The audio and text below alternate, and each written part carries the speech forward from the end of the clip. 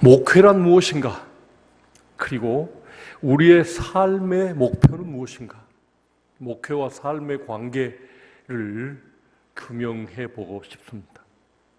복음을 가장 짧게 표현하면 예수님이 우리를 위해서 죽으셨다입니다. 이는 예수 그리스도께서 우리를 대신해서, 우리를 대표해서 우리의 유익을 위해서 죽으셨다는 의미입니다. 이 말 속에는 예수님은 다시 살아나셨다라는 말씀도 포함되어 있습니다. 이것이 복음입니다. 만약에 이 복음을 믿는다면 그 의미도 배워야 할 것입니다.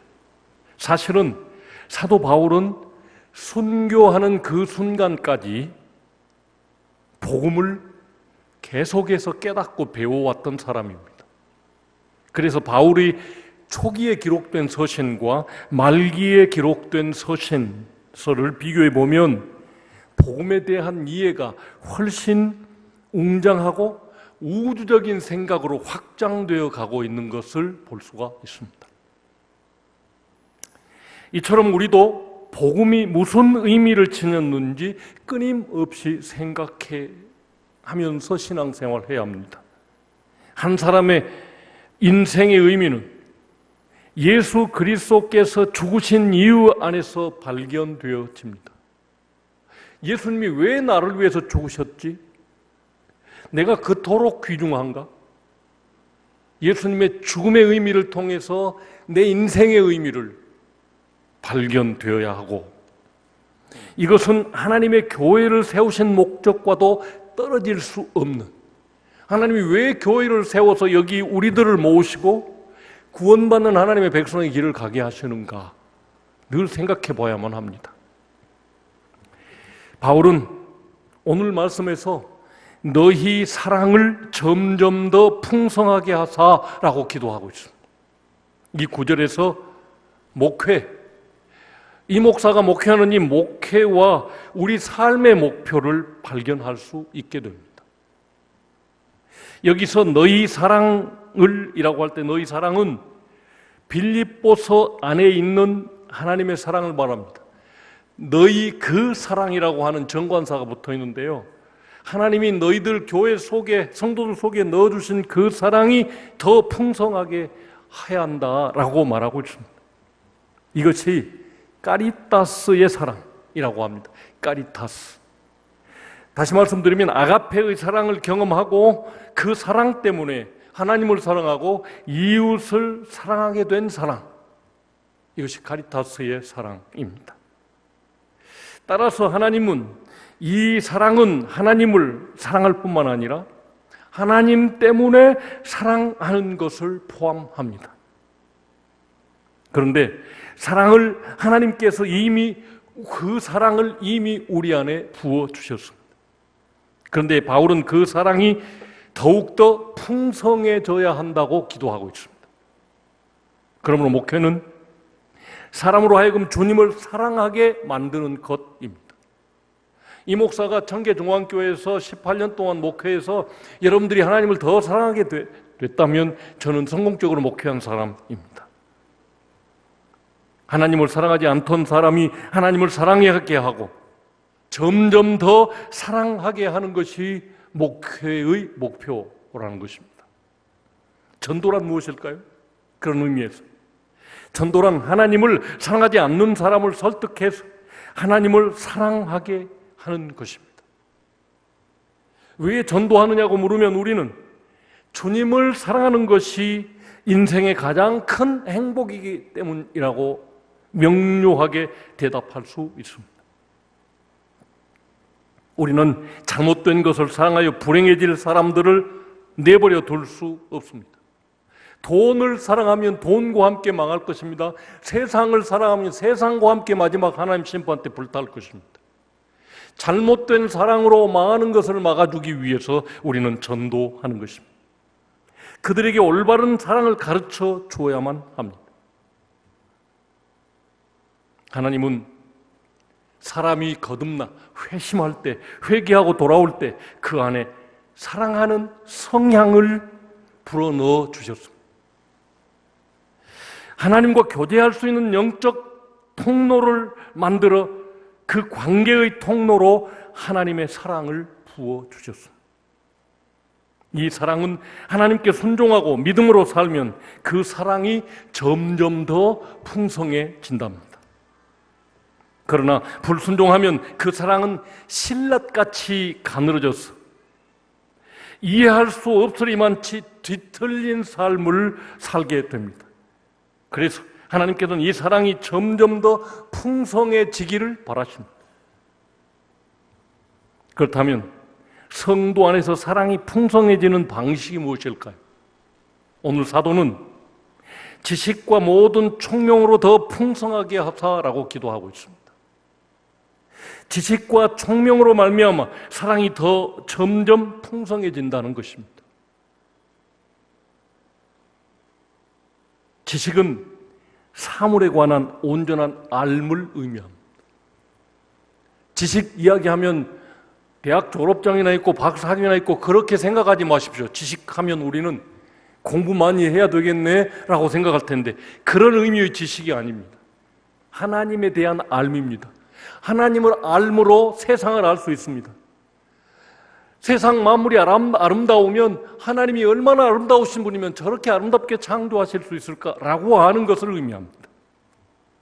먼저 어떤 사물을 대할 때 하나님을 만드신 지식의 근원이신, 이것을 만드신 지식의 근원이신 하나님은 이 사물을 어떻게 알고 계시는지 성경을 통해 알아야 하는 지식입니다.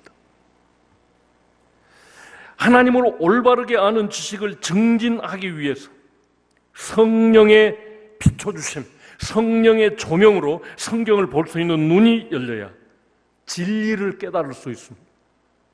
진정한 알을 깨달을 수 있습니다. 두 번째로, 하나님의 사랑은 총명 안에서 풍성해진다고 바울 사도는 기도하고 있습니다. 총명이란 직관적인 알입니다. 직관적인 알. 이것은 남성보다는 여성들이 직관적인 알이 더 많습니다.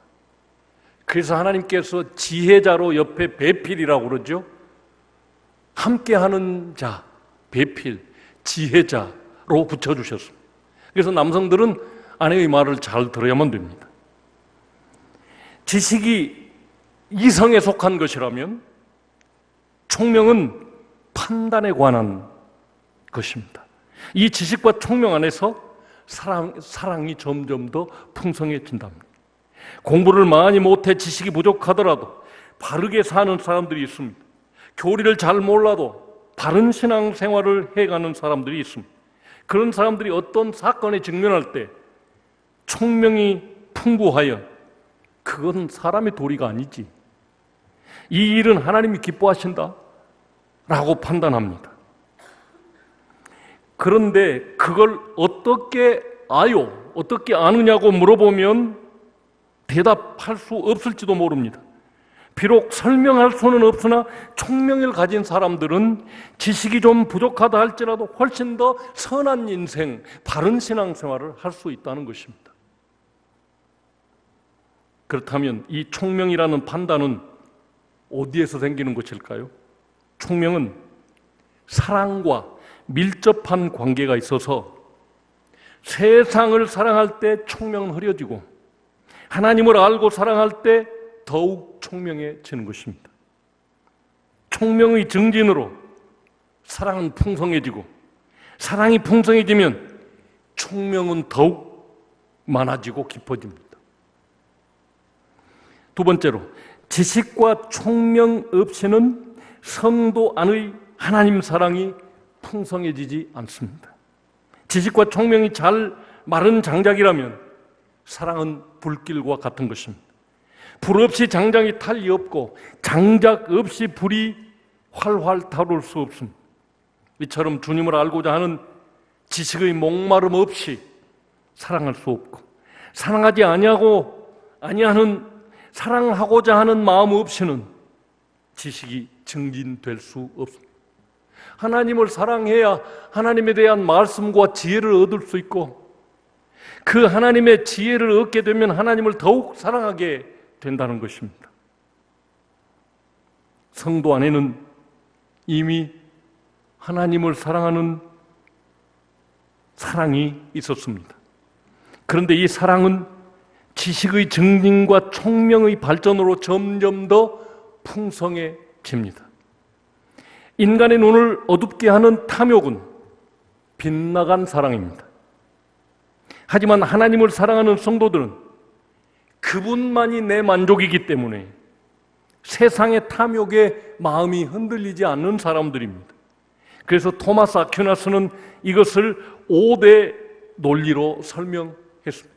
하나님을 아는 지식이라고 하는 책을 쓴 토마스 아퀴나스는 첫 번째, 성도 안에 있는 성령은 지식과 진리를 주십니다. 두 번째, 성령은 사랑이십니다. 다시 말씀드리면 진리가 있는 곳에 성령이 계시고 성령의 임재 속에 사랑이 있다는 뜻입니다. 세 번째, 사랑의 성령은 진리를 아는 지식으로 성도를 인도하십니다. 네 번째, 사랑은 성도 안에 올바른 성향을 형성시켜 줍니다. 올바른 판단력, 올바른 삶의 방향을 특징 지어 준다는 뜻입니다. 다섯 번째, 성도는 올바른 성향으로 정확한 판단을 내리게 됩니다. 그 성향은 성령님이 함께 하시는 결과입니다. 이 하나님을 알고 하나님이 주시는 판단력으로 옳게 분별하며 어떻게 살아야 하나님이 기뻐하고 어떻게 살아야 존귀한 삶을 사는 줄을 나도 모르는 사이에 알게 되어진단 말이죠. 성령으로 말미암아. 참된 사랑은 성도 안에서 올바른 성향을 이처럼 형성해 줍니다. 하나님의 사랑이 가득할 때 지성은 가장 맑고 바른 상태가 된답니다. 총명이 최고조로 발휘되어 가장 올바른 판단을 하게 되고 지식과 총명이 증진되면 하나님 사랑, 이웃 사랑이 풍성해진다는 것입니다. 그러므로 신앙생활은 진리를 탐구하는 삶이어야만 합니다. 신앙생활은 진리를 탐구하는 삶이어야 합니다. 그런데 이 지식은 단지 책상 머리에서 획득되는 지식이 아닙니다. 기도와 성경에 대한 깨달음과 깊은 묵상 등 경건한 삶을 통해서 자신이 온몸으로 그 진리의 내용을 경험할 때 하나씩 습득되는 암, 체험적인 삶입니다. 늘 제가 예로 드는 이야기인데, 가브리엘 천사를 만난 동정녀 마리아가 이렇게 이야기하죠. 내가 사내를 알지 못하는데 내년 이맘때 어떻게 자식을 낳을 수 있습니까? 내가 사내를 알지 못하는데, 사내를 경험해 보지 못했는데, 그와 동침해 보지 못했는데 라고 하는 삶입니다. 하나님을 사랑할 수 있는 지식이 풍성해지는 것은 신앙생활을 통해서, 말씀을 통해서, 기도를 통해서 하나님을 깨달아 경험하고 안 지식. 그런데 이 지식은 단지 책상머리에서 습득되지는 것이 아니라는 것입니다. 그러면 우리 삶의 궁극적인 목표가 무엇일까요? 사도 바울은 지식과 총명 안에서 사랑이 풍성해진다고 말했습니다. 그때 선한 것을 분별하며 진실하게 허물없는 삶을 살게 됩니다. 말씀 읽어보실까요?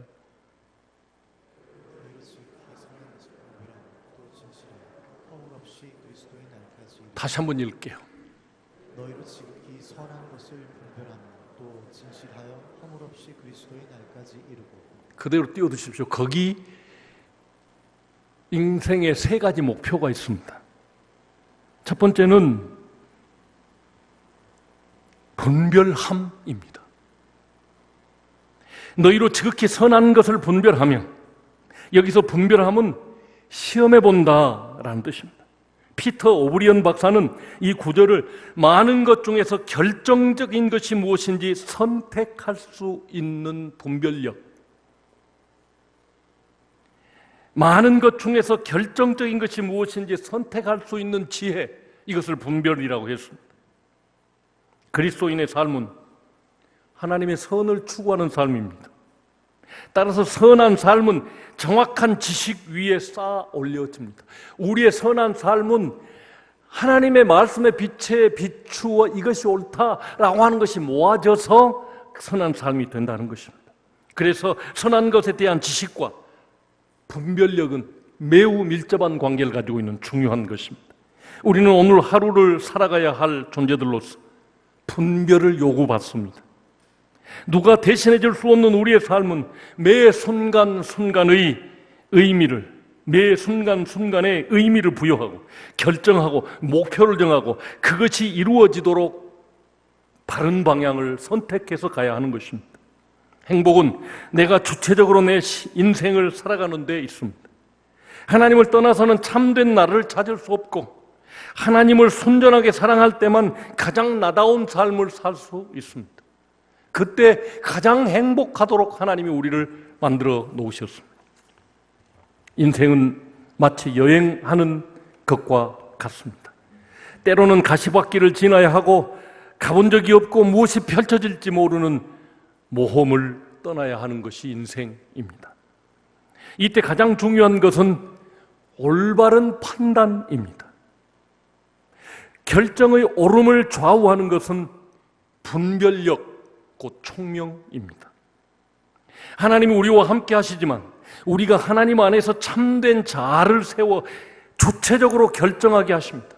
하나님이 우리와 함께 계시면서 성령님이 우리 안에 계시면서 우리를 지혜롭게 총명스럽게 분별력 주셔서 내 길을 주도적으로 개척해 나가고 선택해 나가도록 하십니다.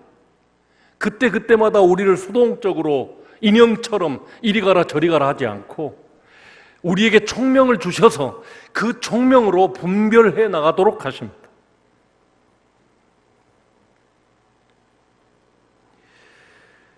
진정한 자유는 그러므로 진리를 알 때 주어집니다.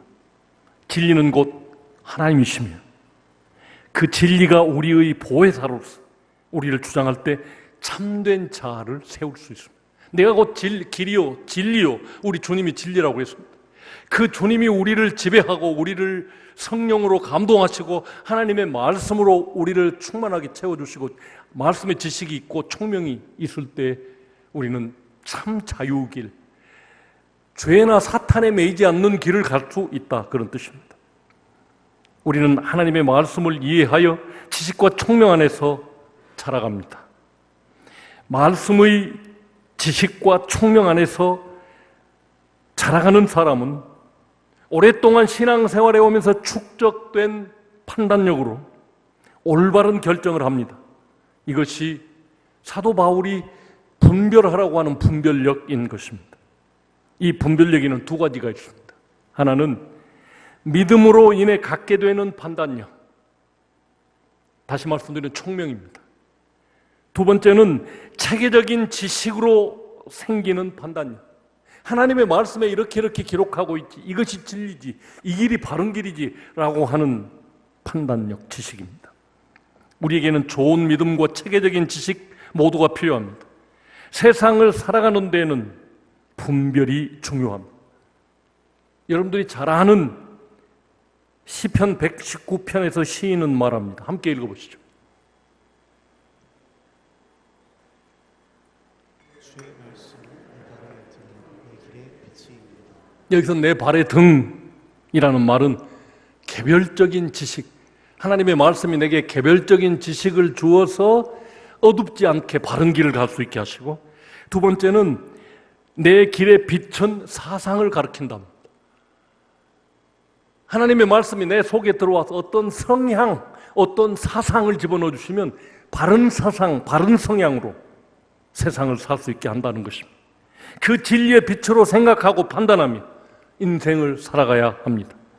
하나님은 모든 그리스도인이 이런 분별력 갖기를 원하십니다. 그래서 가장 행복하기를 바라시죠. 두 번째로 인간이 가질 목표는 진실함입니다. 또 진실하여 허물 없이 그리스도의 날까지 이르고 라고 말씀하십니다. 여기서 진실하여라는 말은 어떤 사물의 진위, 가짜 진짜를 알기 위해 태양빛에 비춰봄으로써 확인한다는 뜻입니다. 이때 진실하다는 말은 밝은 빛을 받아서 판단한다라는 뜻입니다. 진실은 자신의 삶이 하나님의 진리에 비추어 거기서 이탈되었음을 깨닫고 거기에 자신을 합치시키려고 노력하는 삶을 진실이라고 합니다. 내 삶이 성경이 말하는 하나님이 지시하는 삶의 방향과 달라졌다면 하나님의 말씀의 빛을 비추어서 확인한 다음에 날마다 오늘 또 내가 이 부분이 잘못됐구나 하고 고쳐나가려고 하는 삶을 진실이라고 한답니다. 하나님께서 탁자 위에 카드를 쫙 펼쳐 놓고 그 중에 하나를 고르라고 하셨습니다. 금수저, 높은 지위, 탁월한 명예, 뛰어난 재주, 그리고 진실이라는 카드였습니다. 다른 카드를 모두 밀치고 진실이라는 카드를 선택할 사람이 과연 몇 사람이나 될까요? 금수저, 높은 지위, 탁월한 명예, 뛰어난 재주, 정말 우리가 갖고 싶은 것들입니다. 그런데 그것들을 밀어내고 진실이라고 하는 카드를 선택할 사람이 몇 사람이나 될까요? 진실함은 마음과 정신이 진리에 부합한 상태로서 거기서 나오는 삶을 말합니다. 이는 삶의 뜻과 사고가, 생각이 하나님의 뜻에 맞추어진 상태, 이것을 진실이라고 합니다. 인생의 가치는 세속적으로 얼마나 성공하느냐가 아니라 얼마나 하나님께 영광을 돌려드리느냐의 가치가 달려 있습니다. 하나님께서 어떤 사람들에게서 영광을 받으실까요? 진리를 내 삶의 원칙, 진리를 내 삶의 규범으로 삼아 자신을 거기에 끊임없이 합치시키는 사람을 통해서 하나님 영광 받으십니다. 우리의 삶의 목표가 번영과 성공일 수는 없습니다. 그리스도인은 그런 것이 삶의 목표가 아니며 삶의 방향이 될 수 없다는 사실을 깨닫는 사람들입니다. 그럼에도 불구하고 오늘 우리는 번영과 성공을 추구하죠. 그러나 그보다 더 바른 것은 그게 아니라는 것입니다. 참 믿음을 가진 성도는 그리스도 예수의 대속의 죽음이 무슨 의미가 있는지를 생각해야 합니다. 하나님께서 세상을 창조하시고 나를 구원하시고 오늘을 여기에 있게 하신 뜻이 무엇인지 생각하며 사는 삶입니다. 인간의 모든 불행은 하나님을 떠나 스스로 행복해지려는 데서 비롯되었습니다. 아담 할아버지, 하와 할머니가 그렇게 삶을 시작했어요. 하나님을 떠나 나도 하나님 되고 싶다, 나도 행복하고 싶다. 스스로 행복해지려고 이처럼 하면 하나님과 맞서지 않으면 안 되는 것입니다. 하나님은 선하신 분입니다. 인간이 불순종하고 악을 행할 때 곤고하게 되는 것은 하나님이 선하시다는 증거입니다. 이것은 하나님께서 의지를 가지고 선을 성취해 나가는 것을 입증해 주고 있습니다. 지식이 있어도 마음이 변질된 사람들은 희미해진 진리보다 뚜렷한 욕망을 따라 삽니다. 사도 요한이 세상이나 세상에 있는 것들을 사랑하지 말라고 충고한 사람들은 성도들이었습니다. 진실한 그리스도인들의 공통점은 그래서 하나님의 말씀을 사랑하는 것이었습니다. 그들은 하나님을 사랑하려고 애쓰는 사람들이었습니다. 때로는 넘어지기도 하지만 그는 항상 진리 편에 서 있었습니다. 미끄러진 자리에서 다시 일어날 때도 진리를 붙들고 일어나고 회개할 때도 진리로 뉘우칩니다. 그런 진실한 사람들은 존재 자체로서 하나님께 영광이 됩니다. 하나님이 원하시는 것은 정의를 행하고 인자를 사랑하며 겸손하게 하나님과 동행하는 삶을 사는 사람입니다. 오늘날은 진실함을 중요하게 생각하지 않은 시대입니다. 그러나 하나님은 진실한 사람들에게 하나님의 평화를 주십니다. 그래서 언제나 진리 안에서 행복한 삶을 살게 있게 해 주십니다. 이를 위해서 하나님께서는 리더를 세워 성도들을 바른 방향으로 이끌게 하시고 목양하게 하십니다. 그래서 영혼을 섬기는 사람의 중요한 자격은 진실함입니다. 당신은 하나님 앞에서 진실한가? 이 질문은 공한 질문이 아닙니다. 요동치는 내 삶의 원인에 관해서 묻고 있는 것입니다. 하나님 앞에서 진실하다면 하나님께서 평화 주시고 평강에 평강을 더하시겠다고 약속하셨기 때문입니다. 자신의 사람됨과 자신의 삶의 살아감을 진리의 빛 아래 비추어 보아야만 합니다. 평안하고 형통한 삶을 위해 회개하고 진리로 돌아가야 합니다. 내 백성이 지식이 없어 망하는도다 라고 호세아 선지자는 애통했습니다. 셋째로, 허물이 없는 삶을 요구하고 있습니다. 허물 없이 그리스도의 날까지 이루고 라고 10절은 이야기하고 있습니다. 여기에서 허물이 없다라고 하는 말은 거치는 것이 없다, 책망 받을 것이 없다라는 뜻입니다. 하나님께서는 구원받은 성도가 허물 없는 삶을 살기를 원하십니다. 하지만 세상에 나는 허물이 없다고 할 사람이 누가 있을까요? 그럼에도 불구하고 우리는 이 일이 가능하다고 생각하며 살아야 합니다. 최선을 다해 살고 난 후에 결국 자신이 무익한 종이었고 인생은 허물투성이라고 고백할 수밖에 없을 것입니다. 그렇지만 내 인생의 성공은 하나님의 은혜였다고 고백할 수밖에 없습니다. 그러나 우리는 허물 없는 삶을 살도록 부름받았음을 기억해야 합니다. 지식과 총명을 자원 삼아 예전부터 허물 없는 삶을, 예전보다 더 허물 없는 삶을 살아야 합니다. 성도는 온전치 못한 자신을 매일 발견하면서도 좌절하지 말아야 합니다. 왜냐하면 결국 은혜가 이길 것이기 때문입니다. 하나님의 은혜로 내가 허물 없는 삶에 이르게 될 줄로 믿고 살아야 합니다.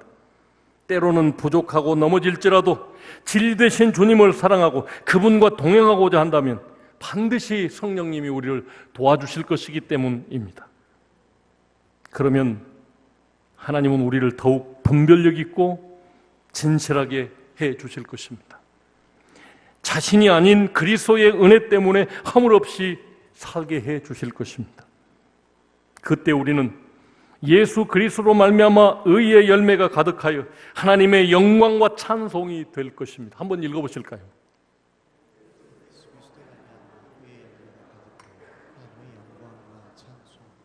이것이 하나님께서 구원받은 자들을 교회로 부르시고 목양을 받게 하신 궁극적인 목적입니다.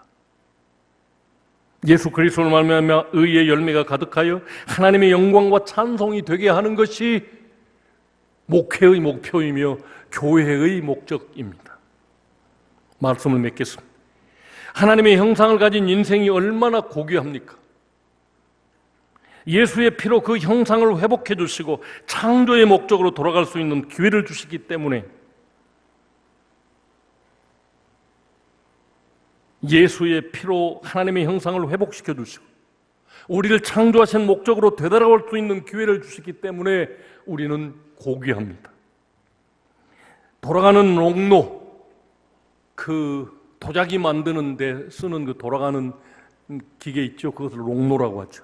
롱로 위에 진흙 한 덩이를 올리고 작업하는 도공처럼 하나님은 매일 우리를 지식과 총명으로 하나님의 말씀으로 빚어서 진실하고 흠이 없는 사람으로, 허물 없는 사람으로 만들어가고 계시다 그 말입니다. 순종의 삶을 통해 지식과 총명으로 사랑을 더 풍성하게 하십니다. 또 분별력을 길러주시고 진실함이 온전한 삶을 살도록 만들어 주십니다. 성도는 하루하루를 명품으로 빚어내는 마음으로 살아야 할 것입니다. 결국 목회자는 이 일을 돕도록 부름받은 사람입니다. 그러나 매 순간 쓰러지는 부족한 사람들을 통해 하나님의 경륜이 이루어져 가게 될 줄로 믿습니다.